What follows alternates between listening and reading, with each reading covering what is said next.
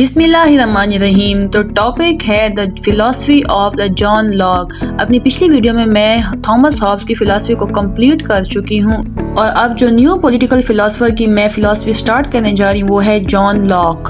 तो सबसे पहले स्टार्ट करते हैं जॉन लॉक के इन्वायरमेंट में कि किस इन्वायरमेंट में जॉन लॉक ने अपनी ये फ़िलासफ़ी दी। तो जॉन लॉक ने जब अपनी फ़िलासफ़ी दी तो ये ऐसा टाइम था इंग्लैंड का जिसमें ग्लोरियस रेवोल्यूशन आ रहा था, ग्लोरियस रेवोल्यूशन 1688 में। और ये एक ऐसा टाइम था जिसमें जो किंग था, जो मोनार्क था, उसकी जो पावर थी उसको डिक्लाइन किया गया और कॉन्स्टिट्यूशनल मोनार्की की बुनियाद रखी गई। मतलब कि पार्लियामेंट्री पावर जो है उसको इस्टेब्लिश किया गया और इस ज़माने में बहुत ज़्यादा फोकस किया गया पार्लियामेंट्री पावर को ओवर रॉयल अथॉरिटीज़ और ओवर मोनार्क। तो इसमें ये कहा जा रहा है कि जो लॉक की जो फिलॉसफी थी उसमें रीज़न और रेशनैलिटी बहुत ज़्यादा है और ऐसे फिलोसफर्स से ये इन्फ्लुएंस्ड हुआ है जिन्होंने रीज़न्स और रेशनैलिटी की बुनियाद रखी। इसके अलावा जो लॉक की फ़िलासफ़ी है वो अबाउट द गवर्नमेंट है, अबाउट द अथॉरिटी है कि अथॉरिटी किसके पास होनी चाहिए और राइट्स ऑफ इंडिविजुअल है। इसके अलावा जो लॉक की फ़िलासफ़ी है वो बिल्कुल अपोजिट है डिवाइन राइट्स ऑफ किंग के, जिसको एब्सोल्यूट रूलर कहा जाता था या किसी किंग के पास एब्सोल्यूट पावर होती थी। मतलब कि लोगों के पास पावर नहीं होती थी, ना ही पार्लियामेंट की पावर होती थी, बल्कि एक किंग की इंस्टीट्यूशन के पास पावर होती थी।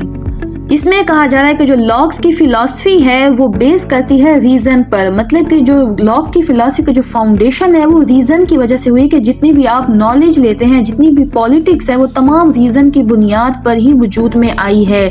जितनी भी गवर्नमेंट है, गवर्नमेंट को रैशनल प्रिंसिपल्स की वजह से ही डेवलप होना चाहिए, ना कि divine rights of king. Rational principle मतलब कि अकॉर्डिंग टू सर्कमस्टांसेस, जो अपने रैशनैलिटी को यूज़ करके जो स्टेप लिया जाता है उसी की बेस पर गवर्नमेंट के रूल एंड रेगुलेशन होनी चाहिए।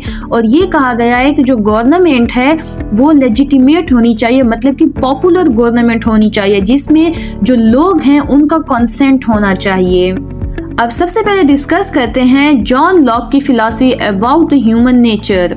अब सबसे पहला पॉइंट जो ह्यूमन नेचर के बारे में बताया गया है वो rationality and social being. Locks के मुताबिक जो ह्यूमन बीइंग है वो रैशनल बीइंग है, मतलब कि उसके पास रीज़न है, वो इंटेलेक्चुअल बीइंग है जो कि लॉजिकली सोच सकता है और लॉजिकली डिसीजन ले सकता है कि क्या चीज़ उसके लिए सही है और क्या चीज़ सही नहीं है। इसके अलावा जो ह्यूमन बीइंग है वो सोशल क्रिएचर है, मतलब कि ये एक इंसान की इंस्टिंक्ट में पाया जाता है कि वो नेचुरली एक दूसरे के साथ इंटरेक्ट करते हैं। मतलब कि जो सोशल इंटरेक्ट होता है अपनी ज़रूरियात को पूरी करने के लिए या कोई भी वजह हो सकती है, नेचुरली लोग एक दूसरे के साथ कोऑपरेशन करते हैं।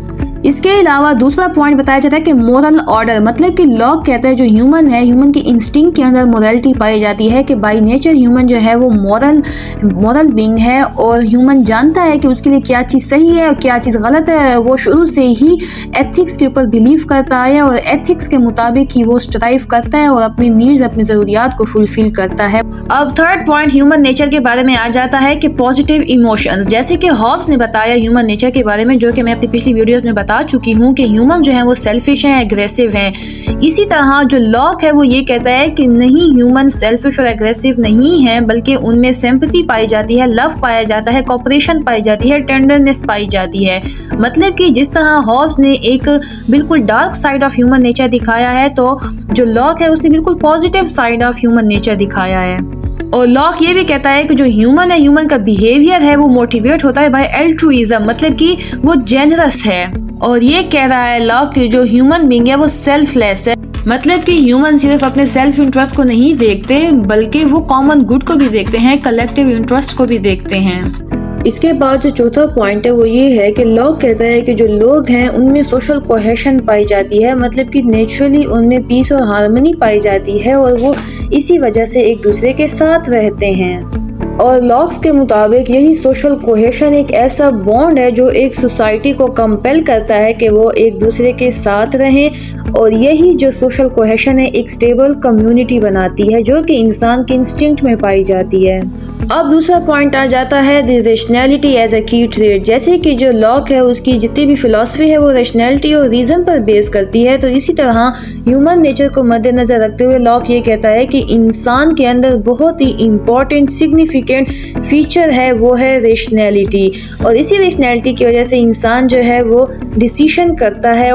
अब इसमें और जिक्र किया गया हिस्टोरिकल कॉन्टेक्स्ट का। इसमें ये कहा जा रहा है कि लॉक ने जो ह्यूमन नेचर की जितनी भी फिलॉसफी बताई है वो उस दौर में बताई है जब इंसान पीसफुल तरीके से रह रहा था आफ्टर ग्लोरियस रेवोल्यूशन, और इस ग्लोरियस रेवोल्यूशन के बाद ही इंसान जो है उसने अपनी रेशनैलिटी को रीजन को यूज करके जो डिवाइन राइट्स ऑफ गॉड थे उनको कम किया और पार्लियामेंट्री पावर को इंक्रीज किया और कॉन्स्टिट्यूशनल मोनार्की अपने रीजन को यूज करके जो है इस्टेब्लिश की है। ऑन दी अदर हैंड अगर आप हॉब्स की फिलॉसफी देखें अबाउट द ह्यूमन नेचर तो वो उस जमाने में थी जब इंग्लैंड में मतलब इंग्लिश सिविल वॉर था, जब कैओटिक पीरियड था और लोग जो थे एक दूसरे के साथ एक परपीचुअल वॉर में थे। इसीलिए जो हॉब्स था उसने उसी हालात के मुताबिक जो इंसान का नेचर है वो भी कैओटिक बताया, सेल्फिश बताया और इस तरह से dark side of human nature दिखाया। तो अब आ जाते हैं कंक्लूजन पे। कंक्लूजन आपको मैंने जितनी भी ये पीछे डिस्कशन किया ह्यूमन नेचर के बारे में इस सब को समराइज करके आप कंक्लूजन में लिख सकते हैं। इसके अलावा अपना ओपिनियन अपनी थिंकिंग भी आप कंक्लूजन में लिख सकते हैं। तो यहाँ पर जो मैंने मेंशन किया वो ये कि जो लॉक है उसने ह्यूमन नेचर की काफ़ी ऑप्टिमिस्टिक व्यू बताई है, मतलब कि डार्क साइड के बजाय उसने पॉजिटिव ट्रेट्स जो है पॉजिटिव फीचर जो ह्यूमन नेचर के अंदर उसको हाईलाइट किया है, जैसे कि रेशनैलिटी को, सोशल बॉन्ड को, कैपेसिटी ऑफ मोरल बिहेवियर मतलब कि मोरालिटी को, कि मोरल गुड्स भी पाए जाते हैं इंसान की नेचर के अंदर। लेकिन अगर आप इसके कंट्रास्ट में देखें तो हॉब्स है उसने बिल्कुल इंसान की डार्कर नेचर के बारे में बताया है, और ये हॉब्स की फिलॉसफी जो मैं अपनी पिछली वीडियोस में डिस्कस कर चुकी हूँ, अगर आपने समझना है तो आप विजिट कर सकते हैं। तो इसी तरह इन दोनों की फिलॉसफी बिल्कुल एक दूसरे से कंट्रास्ट जाती है, ह्यूमन नेचर में भी और स्टेट ऑफ नेचर में भी दोनों की फिलॉसफी एक दूसरे के कंट्रास्ट जाती है। तो सिंपली ये था टॉपिक। इसके अलावा वीडियो को लाइक कर दीजिएगा, शेयर कर दीजिएगा एंड चैनल को सब्सक्राइब कर दीजिएगा। बहुत शुक्रिया। अल्लाह हाफिज़।